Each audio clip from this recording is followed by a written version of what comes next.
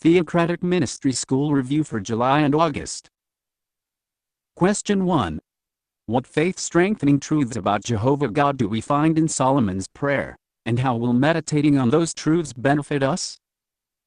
1 Kings 8 verses 22 through 24 and 28 says, Then Solomon stood before the altar of Jehovah in front of all the congregation of Israel, and he spread his hands out to the heavens, and he said, O Jehovah the God of Israel, there is no God like you in the heavens above or on the earth beneath, keeping the covenant and showing loyal love to your servants who are walking before you with all their heart.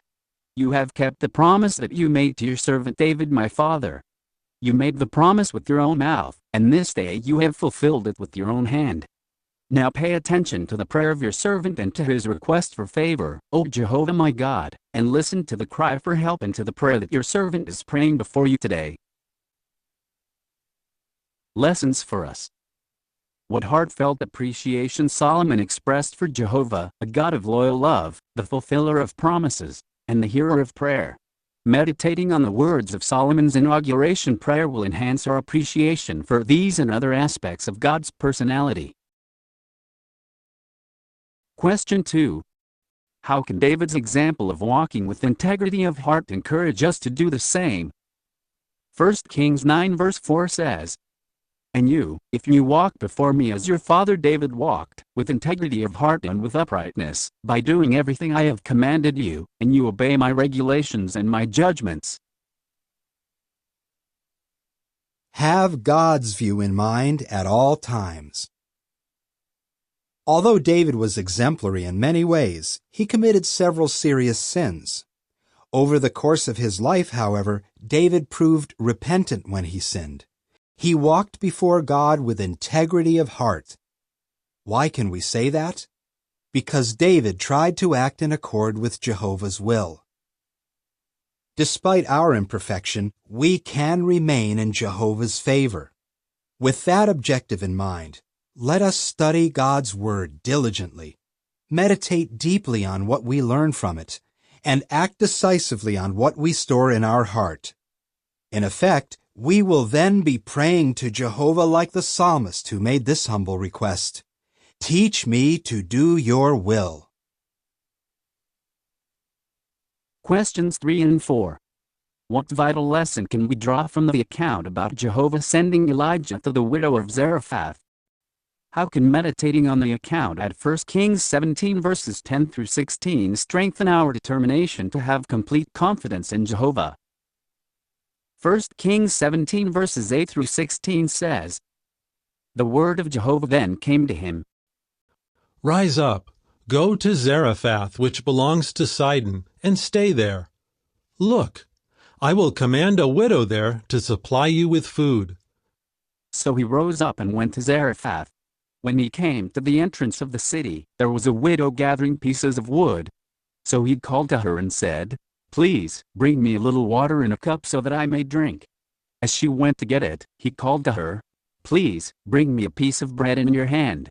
At this, she said, As surely as Jehovah your God is living, I have no bread, only a handful of flour in the large jar and a little oil in the small jar. Now I am gathering a few pieces of wood, and I will go in and make something for me and my son. After we have eaten, we will die. Then Elijah said to her, Do not be afraid. Go in and do as you said. But first make me a small round loaf of bread with what is there, and bring it out to me. Then you can make something afterward for you and your son. For this is what Jehovah the God of Israel says. The large jar of flour will not run out, and the small jar of oil will not run dry until the day Jehovah makes it rain on the surface of the ground. So she went and did as Elijah said, and she together with him and her household ate for many days. The large jar of flour did not run out, and the small jar of oil did not run dry, according to Jehovah's word that he had spoken through Elijah. The widow of Zarephath was rewarded for her faith. A poor widow hugs her boy, her only child. She cannot believe her eyes. Just a short time earlier, she had cradled his lifeless body in her arms in a tender embrace. Now the woman looks at her resurrected son and thrills to his smile. See, says her houseguest, your son is alive." That dramatic resurrection took place almost 3,000 years ago. You can read about it in 1 Kings chapter 17. The house guest is God's prophet Elijah. And the mother? She is an unnamed widow living in the town of Zarephath. The resurrection of her son was one of the most faith-strengthening events in her life. As we focus on her, we will learn some weighty lessons. Elijah finds a widow who has faith. Jehovah had determined that there would be a long drought in the realm of Ahab, the wicked king of Israel. After Elijah announced the drought, God hid him from Ahab and miraculously fed the prophet with bread and meat brought to him by ravens. Jehovah then told Elijah, "Rise up, go to Zarephath, which belongs to Sidon, and stay there. Look, I will command a widow there to supply you with food." When Elijah arrived at Zarephath, he saw a poor widow collecting pieces of wood. Could she be the woman who would provide food for the prophet? How could she do so, since she herself was so poor? Despite any misgivings Elijah may have had, he began a conversation with the woman. "Please," he said, "bring me a little water in a cup so that I may drink." When she went to get him some water, Elijah added, "Please, bring me a piece of bread." Giving the stranger a drink did not trouble the widow, but giving him bread was a problem. "As surely as Jehovah your God is living," she replied, "I have no bread, only a handful of flour in the large jar and a little oil in the small jar. Now I am gathering a few pieces of wood, and I will go in and make something for me and my son. After we have eaten, we will die." Let us reflect on what this exchange reveals. The widow recognized Elijah as a God-fearing Israelite. This is evident from her words, "As surely as Jehovah your God is living." It appears that while she had some knowledge of Israel's God, it was not to the point of using the words, "my God," when referring to Jehovah. She lived in Zarephath, a town that belonged to, or was apparently dependent upon, the Phoenician city of Sidon. Very likely, Zarephath was inhabited by Baal worshippers. Nevertheless, Jehovah had seen something exceptional in this widow. Although the poor widow of Zarephath lived among idolaters, she exercised faith. Jehovah sent Elijah to her for the sake of both the woman and the prophet.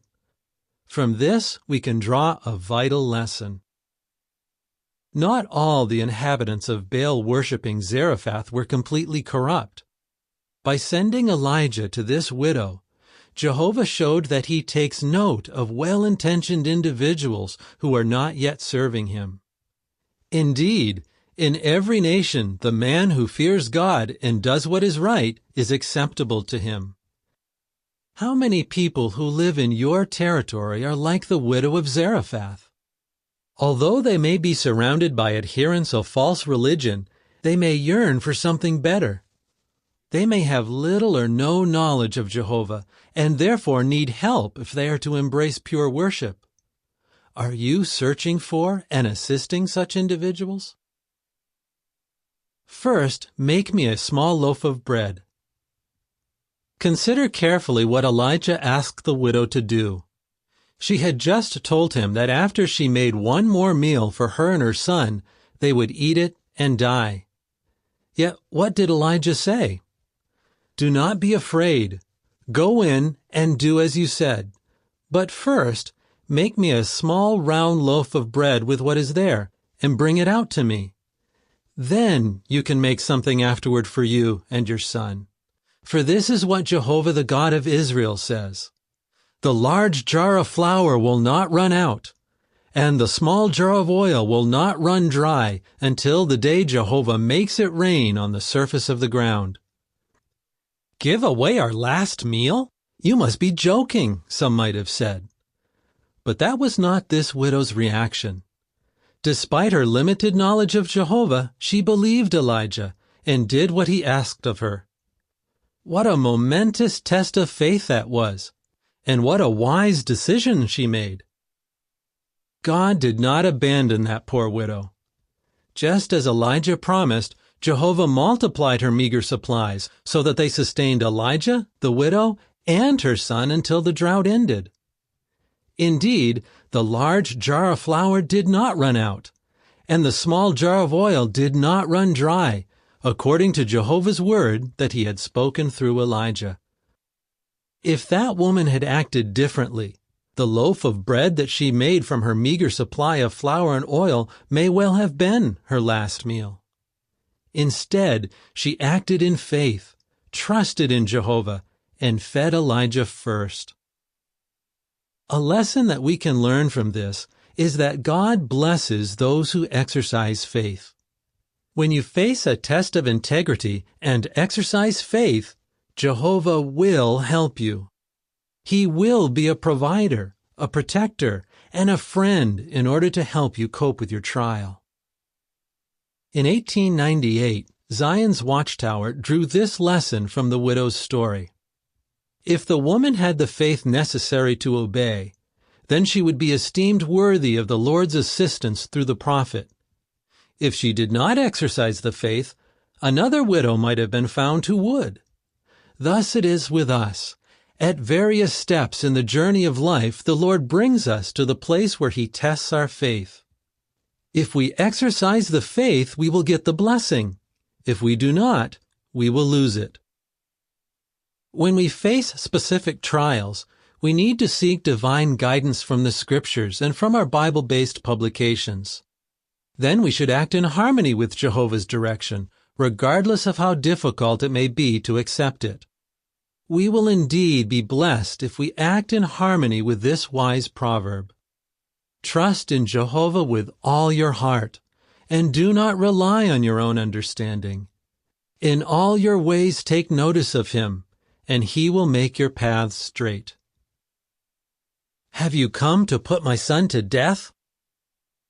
The widow's faith was about to undergo another test. After these things, says the Bible account, the son of the woman who owned the house fell sick, and his sickness became so severe that he stopped breathing. Searching for a reason for this tragedy, the grieving mother said to Elijah, "What do you have against me, O man of the true God? Have you come to remind me of my guilt and to put my son to death?" What do those bitter words mean? Had the woman recalled a sin that troubled her conscience? Did she think that her son's death was divine retribution and that Elijah was God's messenger of death? The Bible does not tell us, but one point is clear. The widow did not accuse God of any unrighteousness. Elijah must have been shocked by the death of the widow's son, and by her idea that the prophet's very presence was responsible for her heartbreaking bereavement. After carrying the boy's limp body to the roof chamber, Elijah cried out, "O Jehovah, my God, are you also bringing harm to the widow with whom I am staying by putting her son to death?" The prophet could not bear the thought that reproach would be cast on God's name if he were to allow this kind and hospitable woman to suffer further. So Elijah begged, "O Jehovah, my God, please, let this child's life come back into him." "See, your son is alive." Jehovah was listening. The widow had provided for his prophet and had exercised faith. Apparently, God allowed the boy's illness to take its course, knowing that a resurrection, the first one recorded in the Scriptures, would take place and would give hope to future generations. When Elijah entreated him, Jehovah brought the child back to life. Just imagine the widow's delight when Elijah said, "See, your son is alive." The widow then told Elijah, "Now I know that you truly are a man of God, and that Jehovah's word in your mouth is truth." The account in 1 Kings chapter 17 says no more about this woman. In view of Jesus' positive reference to her, however, She may have lived out her days as a faithful servant of Jehovah. Her story teaches us that God blesses those doing good to His servants. It proves that God provides for faithful ones, even in dire circumstances. This account also gives evidence of Jehovah's desire and ability to resurrect the dead. Surely, these are excellent reasons for remembering the widow of Zarephath. Question 5. How can we benefit from the example that Elijah set in coping with feelings of desperation? 1 Kings 19 verse 4 says, "He went a day's journey into the wilderness and came and sat down under a broom tree, and he asked that he might die. He said, 'It is enough. Now, O Jehovah, take my life away, for I am no better than my forefathers.'" It is enough. Elijah prayed in utter desperation. He asked to die. He said, "I am no better than my forefathers." He knew that his forefathers were then mere dust and bones in the grave, unable to do any good for anybody. Elijah felt just as worthless. No wonder he cried out, "It is enough!" Why go on living? Should it be shocking to learn that a man of God could become so low in spirits? Not necessarily. A number of faithful men and women in the Bible record are described as feeling so sad that they wished for death. Among them, Rebekah, Jacob, Moses, and Job. Today we live in critical times, hard to deal with, so it is not surprising that many people, even faithful servants of God, find themselves feeling low at times. If you ever find yourself in such a dire situation, follow Elijah's example in this respect. Pour out your feelings to God. After all, Jehovah is the God of all comfort. Did He comfort Elijah? Take my life away. But the Almighty saw Elijah differently. Elijah remained valuable in God's eyes, and Jehovah took steps to assure him of that reality. God sent an angel to strengthen Elijah. Jehovah also provided food and drink that would sustain Elijah during his 40-day trip south to Mount Horeb. Moreover, God kindly corrected Elijah's mistaken idea that no other Israelites had remained faithful to Jehovah. Significantly, God gave Elijah new assignments, which he accepted. Elijah benefited from Jehovah's help, and he returned to his work as a prophet with renewed energy. Elijah's experience can help you to verify that you are in the faith and can move you toward a positive viewpoint. First, think of the ways that Jehovah has sustained you. Might one of his servants, perhaps an elder or other mature Christian, have helped you at some point when you were in need? Have you been nourished spiritually by the Bible, our Christian publications, and the congregation meetings? The next time you benefit in one of these ways, consider the true source of your help and offer a prayer of thanks to Him. Question 6. How did Jehovah react when He saw His faithful prophet Elijah in despair, and how can we imitate our loving God? 1 Kings 19 verses 7 and 8 says, Later the angel of Jehovah came back a second time and touched him and said, "Get up and eat, for the journey will be too much for you." So he got up and ate and drank. And in the strength of that nourishment he went on for 40 days and 40 nights until he reached Horeb, the mountain of the true God. Adjust your view to Jehovah's view. How did Jehovah feel when he looked down from heaven and saw his faithful prophet in despair? Did he reject his servant because he temporarily became depressed and lacked courage? Not at all. Jehovah took into account Elijah's limitations and dispatched an angel. Twice the angel encouraged Elijah to eat. Thus, the next journey would not be too much for him. Yes, even before giving any directions, Jehovah listened to his prophet and took practical measures to sustain him. How can we imitate our caring God? We should not be quick to offer advice. It would be better first to take the time to express our empathy to those who may think that they are less honorable because of their personal circumstances. Then we would be in a position to act appropriately, according to the true need. Question 7. What wrong view did King Ahab have, and how can Christians today avoid making a similar mistake? Satanic lies regarding serious sins. When it comes to serious sins, there are some dangerous lies that Satan would love for you to believe. Happily, Christians are not ignorant of the devil's crafty acts. Consider 3 of such lies. Number 1. Sins can be hidden. In truth, Jehovah sees everything that we do. All things are naked and openly exposed to the eyes of him with whom we have an accounting. Hebrews 4:13. Since Jehovah knows the facts, and since we have an accounting with him, why add to our guilt by attempting to hide a serious sin from his human servants? Number 2. The elders cannot be trusted, so don't tell them anything. Wicked King Ahab addressed Elijah this way: "O enemy of mine." 1 Kings 21:20.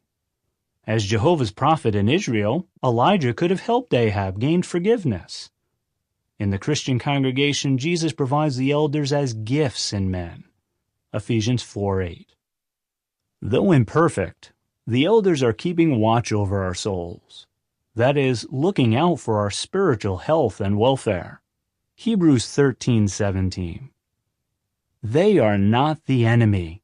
They are Jehovah's means of helping us. Number 3. You protect a friend by helping him to conceal his sins. The truth is, we would do a sinner great harm by helping to conceal his sins. Serious sins are signs of real spiritual illness. Concealing them is like hiding serious symptoms from a qualified doctor. The sinner may fear the possibility of discipline, but discipline is an expression of Jehovah's love, and it may well save the sinner's life. Furthermore, the persistent sinner likely presents a real danger to others in the congregation. Would you want to assist in the spread of his wrong attitudes that led him into sin? By all means, then, make sure that the erring one brings the matter to the attention of the congregation elders.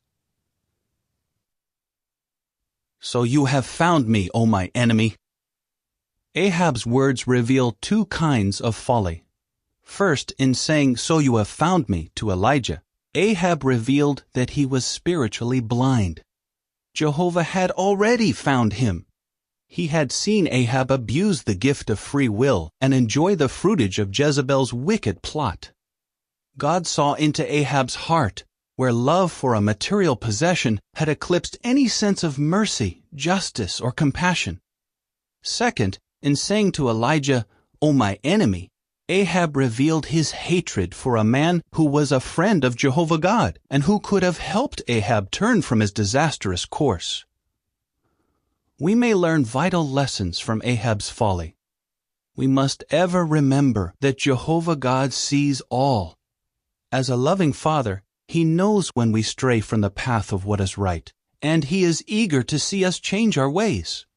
To help us, he often uses his friends, faithful humans who, like Elijah, bear God's words to their fellow humans. What a mistake it would be to view God's friends as our enemies. Question 8. What can we learn from the request that Elisha made of Elijah, and how can this help us when we receive a new assignment in kingdom service? 2 Kings 2 verses 9 and 10 says, As soon as they had gone across, Elijah said to Elisha, Ask what you want me to do for you before I am taken from you. So Elisha said, Please, may I receive a double portion of your spirit? He replied, You have asked a difficult thing. If you see me when I am taken from you, it will happen for you that way. But if you do not, it will not happen. Why did Elisha ask for a double portion of Elijah's spirit? Elijah knew that Elisha had asked for something that was not his, but only God's to give. So Elijah modestly replied, "You have asked a difficult thing. If you see me when I am taken from you, it will happen for you that way." And, indeed, Jehovah allowed Elisha to see Elijah ascend in a windstorm. Elisha's request was granted. Jehovah provided him with the spirit he needed to take on his new task and to face coming trials. Today, anointed Christians, sometimes called the Elisha class, and God's servants in general can draw much encouragement from this Bible account. At times, we may feel overwhelmed and inadequate in the face of a new assignment, or we may be losing some of our courage to continue with our kingdom preaching work as we face increasing indifference or opposition in our territory. Yet, if we beg Jehovah for His support, He will give us Holy Spirit as we need it to cope with challenges and changing circumstances. Yes, just as Jehovah strengthened Elisha for his weightier responsibilities, He will help all of us, young and old, to accomplish our ministry. Question 9. How can young ones imitate the faith and courage of the little Israelite girl mentioned at 2 Kings 5 verses 1 through 3? Those verses say, "Now Naaman the army chief of the king of Syria was a prominent man who was held in esteem by his lord, because through him Jehovah had given victory to Syria. He was a mighty warrior, although he was a leper. On one of the raids, the Syrians had taken captive from the land of Israel a little girl who became a servant to Naaman's wife.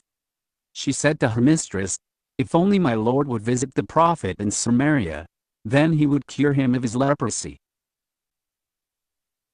Our words can inspire courage. In the 10th century BCE, the courageous words of an Israelite girl proved to be a blessing for a leper. She had been captured by a marauding band and became a servant of the leprous Syrian army chief, Naaman. Having learned about miracles that Jehovah performed through Elisha, she told Naaman's wife that if her husband would go to Israel, God's prophet would cure him. Naaman did go to Israel, was miraculously healed, and became a worshiper of Jehovah. If you are a young person who loves God as that girl did, He can give you courage to witness to teachers, fellow students, and others. Question 10. What qualities of Jehu should all servants of Jehovah strive to emulate during this time of the end? 2 Kings 10 verse 16 says, "Then he said, 'Come along with me, and see my toleration of no rivalry toward Jehovah.' So they had him ride with him in his war chariot." Jehu tolerated no rivalry toward Jehovah. No doubt you can see that circumstances faced by Christians today require that they manifest certain qualities possessed by Jehu. For instance, how should we react if tempted to engage in any activity that Jehovah condemns? We should be prompt, courageous, and dynamic in rejecting it. When it comes to our godly devotion, we cannot tolerate any rivalry toward Jehovah.